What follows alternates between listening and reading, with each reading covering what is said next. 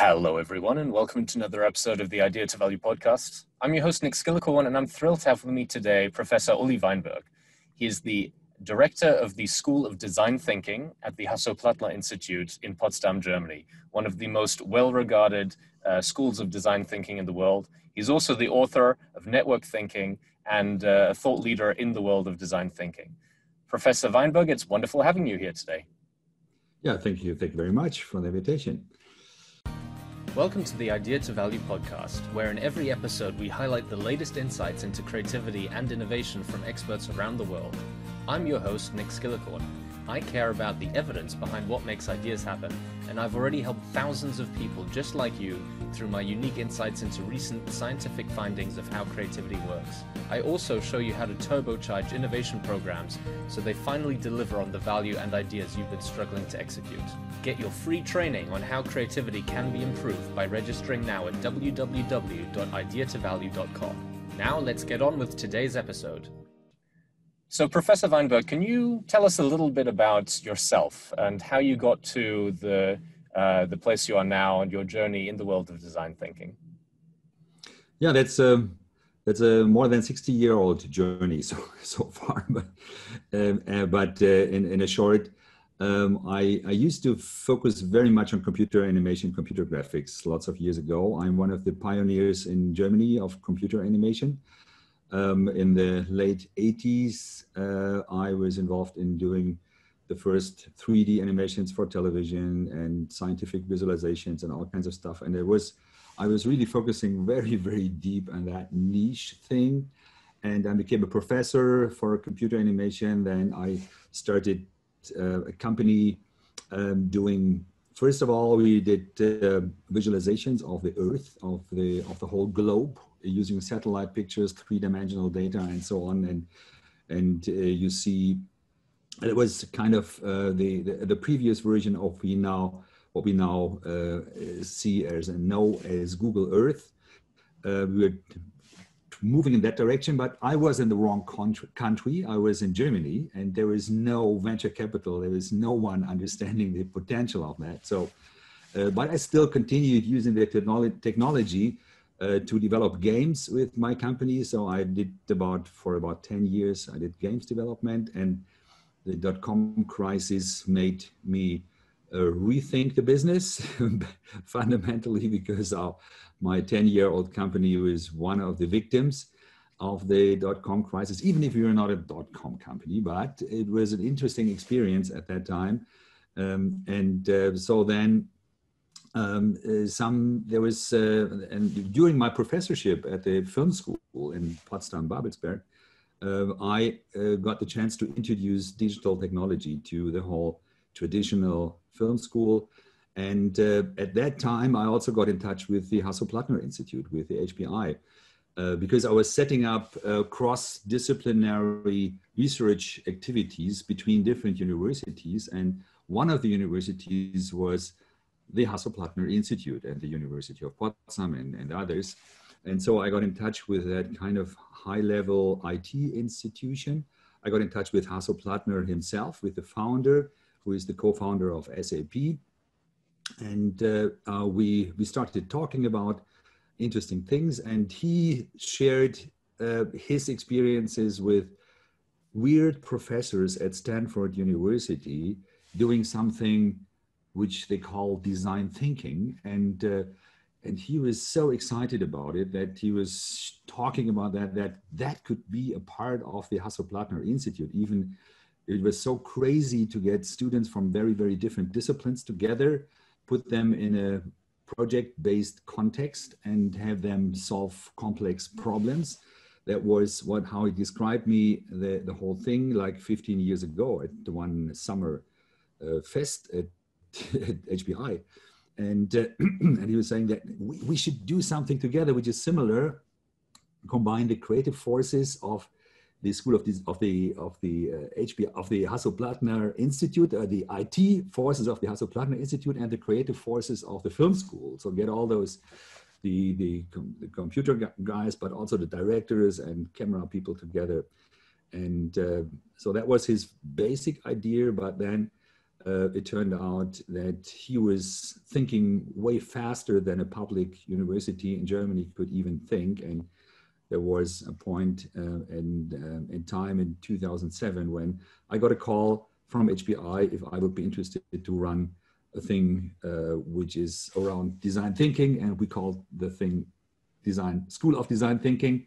And that was my getting in touch very, very fast, actually. That was also for my life a move, a kind of 180 degrees move in a direction which I love, I still love to be in up to now. So, and now there is something, there was a colleague of mine, he was saying, you used to be that professor for computer animation, a very specific one, very, very nice, very, very small niche, but now you are a professor for everything which is possible.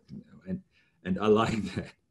And I still feel myself up to now. Design thinking being defined as everything that's possible. I think it sounds so grand, but it really does touch on what design thinking can do.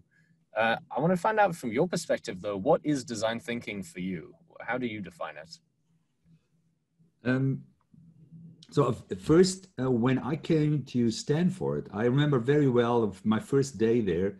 I entered at that time, very small space. There are several students there. I think it was about 50 or 60. And I was running around, I was led around by George Campbell, the director at that time. And I had immediately the feeling, I know this, I know this way of working, this way of experimenting, this way of collaboration, because during my time doing games, that was the challenge we always had. We had to bring together people from very different disciplines, the high-level programmers, high-level directors, graphic designers, 3D modelers, animators, and all kinds of people who are writing the script, and bring them together in a new context, in a productive context, in a creative context. Also, innovation was, of course, every time there. And so when I came to that place, and they were calling themselves the D School, the Design Thinking School, I immediately had the feeling, oh, now I have a term for what we were doing anyway since quite a while. And also a method. There was a methodology approach behind that, which I got to learn. And there was also a lot of similarities, this kind of doing things in an iteration process, doing things not just in a linear way. And so if I look at design thinking, it's a question, what is it? And at that time, it was pretty much something coming out of the design domain, and was using the activity of every architect or every designer, which they are using and doing anyway intuitively, and bringing that to a broader audience. Actually, the idea of David Kelly, the guy who started the D School at Stanford, was to bring it to everyone, to bring this kind of expertise and the way of problem solving to any other domain, because he was very much convinced, and I'm actually convinced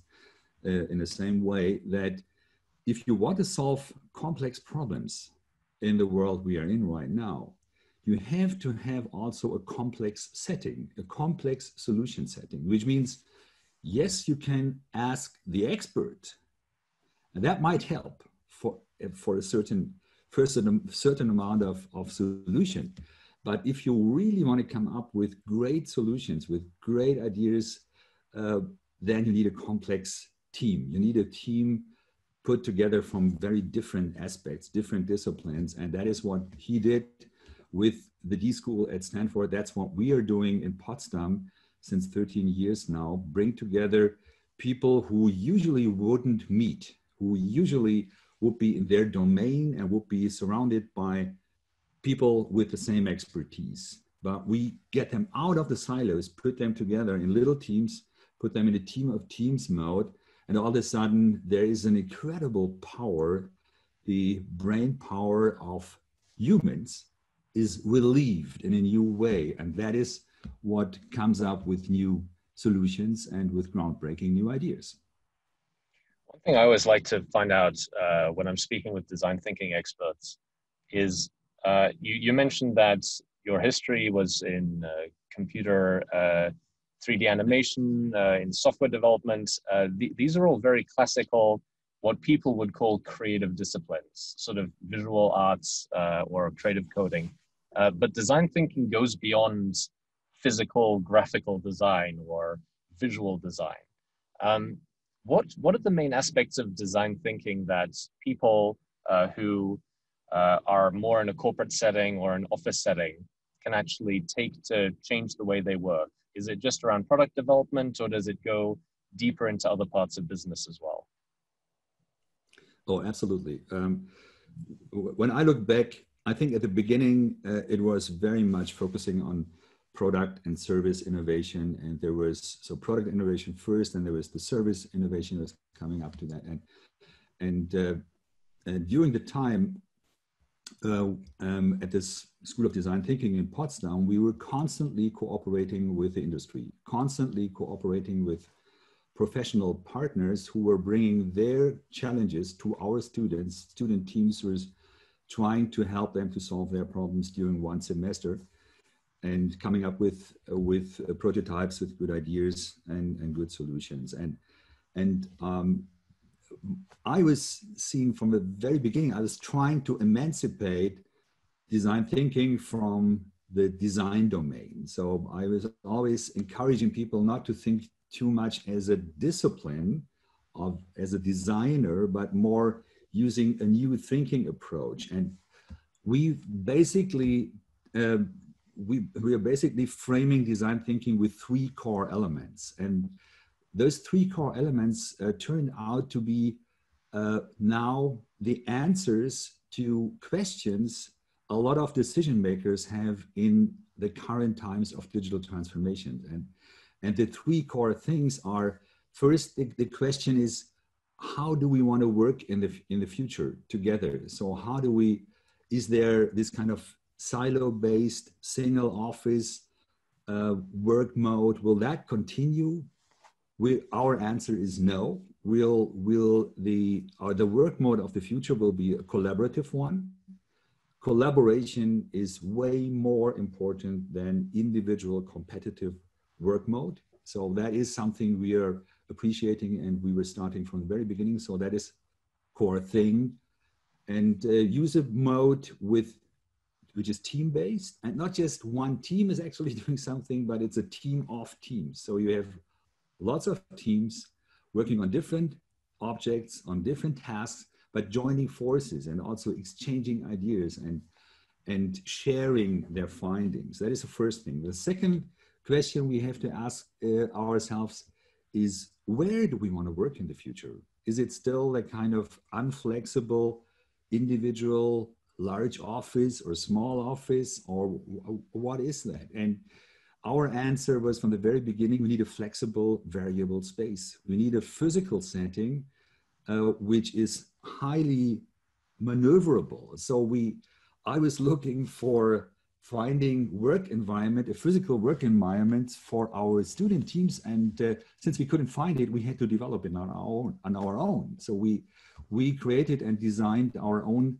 moving tables, movable tables, stand-up tables, whiteboards in a certain size. And it turned out that this kind of furniture we developed just for us was so attractive that the industry was asking, how can I get those? And we started a design thinking line, which you can now find on the internet, design thinking line, and you find the furniture and you can buy it. And it's now, you can find it in several hundred organizations all around Europe, for example. And so actually looking at the spatial thing, now Corona crisis made us completely rethink also the spatial environment, because the physical space was all of a sudden not usable anymore. We are not allowed. Now we slightly moving back into the physical environment. But so we had to create also a flexible virtual environment. And the third component of the third core element is the process. It's actually the method. And a lot of organizations are reducing design thinking just to the method, just to 6 steps or 5 steps. And yes, we do loops, and we do a lot of research, and we do a lot of ideation and prototyping and testing, and we do this over and over again. And we see it as this is 1/3 of the whole thing of what we call design thinking. But it's, of course, a core thing that you move away from linear thinking, linear work modes, which are predefining the outcome in 4 years from now precisely, and then defining the 10 milestones in between also precisely. Actually, German engineers are very, very good in that. They can really do that. And it's pretty tough for them to get out of that mode, to allow themselves to do mistakes, to do prototypes, and to do that as fast as possible. So, but if you look at that triangle, the place, the people, and the process, and the combination of those, I started talking about design thinking using the term design thinking 4.0, because it's highly relating to industry 4.0, to what we're calling Internet of Things, or the big digital transformation we are in right now. But it's not answering the technical questions. The technical questions, actually also Germans are very good in that, in answering technical questions. But the questions we are answering, we are trying to answer, are cultural questions. So I call what we are doing in Potsdam, I call that we are trying to answer the cultural challenges and social challenges which are accompanied with digital transformation. It's kind of the cultural domain of the whole transformation process. And a lot of companies are actually not focusing enough on this kind of dimension, and they are focusing very much on tech. They are investing a lot of millions in new technology, and they don't realize early enough that this is causing also a huge change. If you are speeding up processes by a factor of 1,000 or 10,000, you change the way how people work. Absolutely. I love this idea of you saying the process of design thinking is just 1/3 of it. The other are the people behind it and the place as well. And I'm also very interested to hear your thoughts. Probably as the last question for the interview today, design thinking started out a couple of decades ago doing one thing, but how has it changed over the last couple of years, especially what you've seen teaching it and the expectation of students, and especially the expectation of companies and the industry? Has it gone away from these 1-2 day workshops where you learn design thinking, and where is it moving towards, especially for companies who want to get the value out of it? Yeah. So if I look at the development at the Hasso-Plattner Institute in Potsdam, this is easy to describe what was happening through the last years. So we are still training a lot of students. We have 120 students representing 70 different disciplines, 60 different universities, 20 different nations. And we do this also in a digital, we did this in a digital semester last semester. We do this now in the future in a hybrid way. And at the same time, we train every year about 3,000 non-students, professionals, also in design thinking with the HPI Academy in the whole HPI realm with the same mindset in the back. And if you look at the focus through the last years, the focus of our activity, especially training people in the industry, was very much redesign the organization, not just redesign a product or a service. No, rethink the whole organizational approach. We are accompanying, for example, Bosch is one of the largest companies in Germany, 400,000 employees globally. since lots of years now on their digital transformation path and training hundreds of people, talking to the leaders, talking to different leadership levels, and helping them, supporting them on that, on their cultural change, because they are actually seeing that cultural dimension of digital transformation quite early in the 2014 already. They did significant steps in changing the cultural aspects before they were introducing new technologies. And so we are helping them. And what we were defining with the Global Design Thinking Alliance, which we started 3 years ago in Potsdam, we're seeing now about 20 academic institutions in 5 continents. What we started at our conference in August. You find all the information at gdta.org. What we started together with IEEE is a new focus, and that is the focus on value-based innovation and value-based design. And together with IEEE, the largest association of engineers on the planet, is to come up with a new standard. IEEE is working on that since 4 years now, to help companies, especially tech companies, to come up with value-based and ethically based new innovations and new technologies. There is a huge debate, and you could see that here in Germany also with the Corona app. There was a huge public debate. How should that app be developed? Is the data, should they be centralized? Should they be decentralized?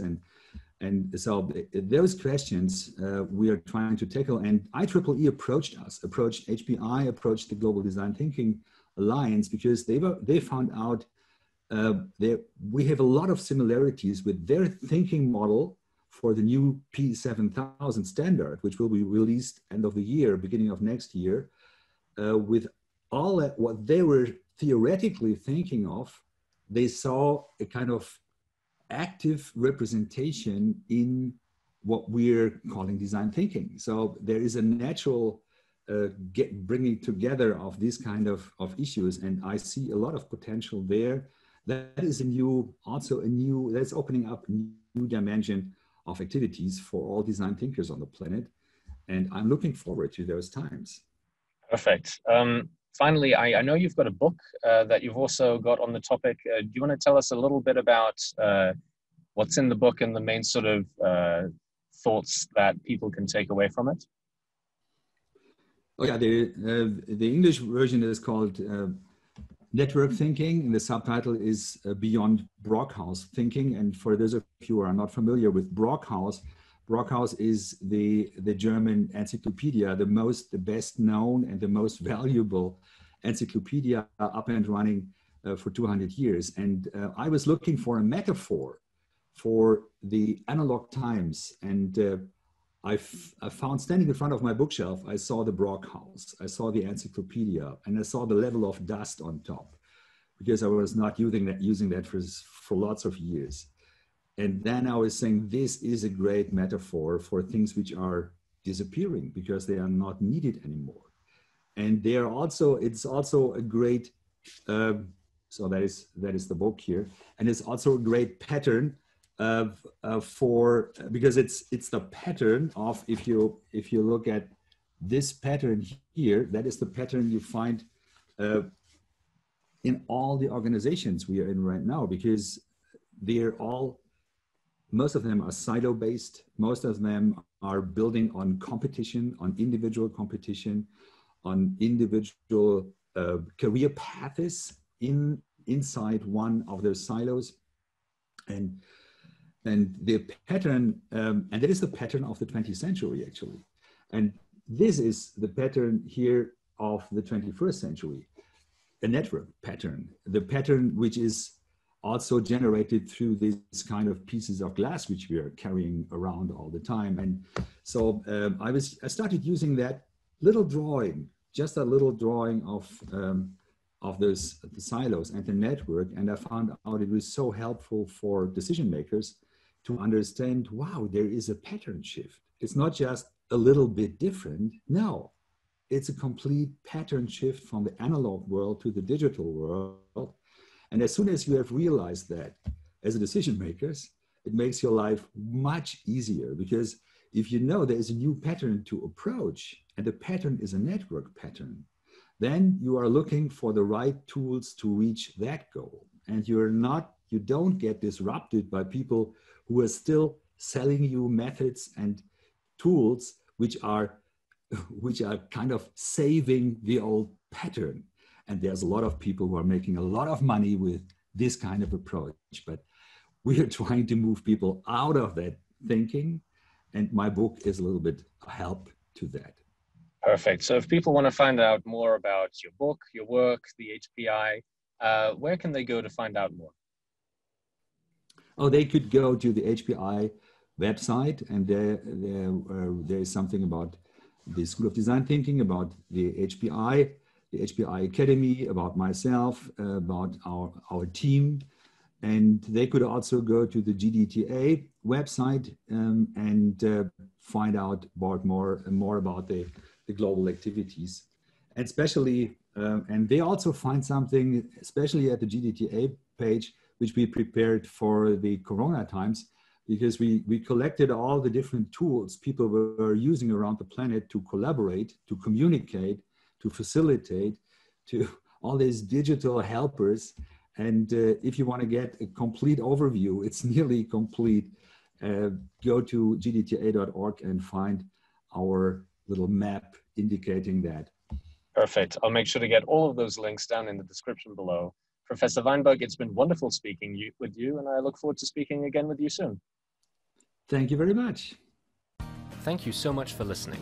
If you liked it, please like, share, and subscribe, and leave me a comment about what you thought and what you'd like to see more about. If you want to take your creativity and innovation capabilities to the next level, then invest in yourself with the premium training only available at ideatovalue.com.